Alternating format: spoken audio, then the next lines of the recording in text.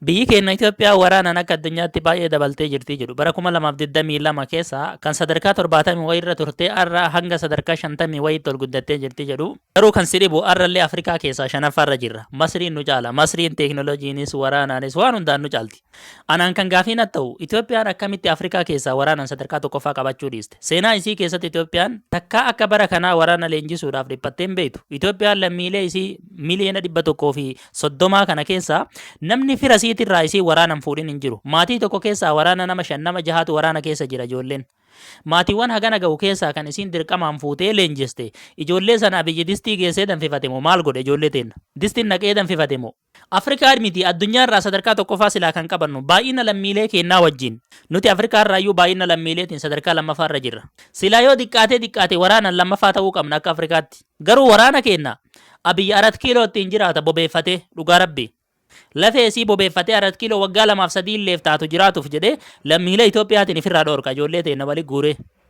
Ijoollee miliyoonataan leenjisanii miliyoonni waggaa kana leenjisan waggaa kana keessa biyyi bobeeffatee fixa hundaa. Sababa kanaatiif biyyi keenya waraana numa leenjiftii numa dhabdi. Kan garaasi nyaatu ijoolleen teenna maatii nama miliyoona 120 kana keessa maatiin ijoollee waraana irraan fuudhin abadan gonkumaa hin jiru Itoophiyaa keessa.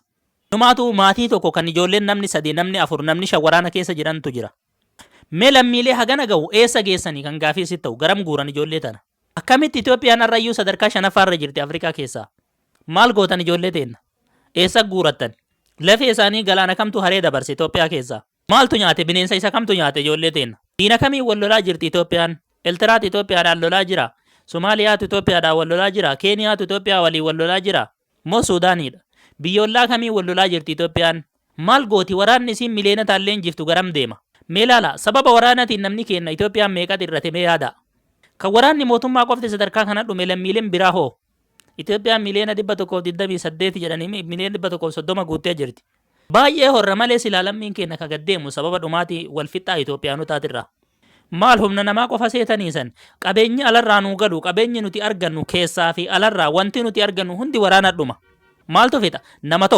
Nama tokko aangoo isaa tikfachuuf jedhee 4 kiiloo jiraachuuf waggaa 2 waggaa 3 4 kiiloo jiraachuuf jedhee lammiilee Itoophiyaatiin walitti buusee kan inni aduu diinaalaa miti. Amaaraadha, Oromoodha, Tigreedha.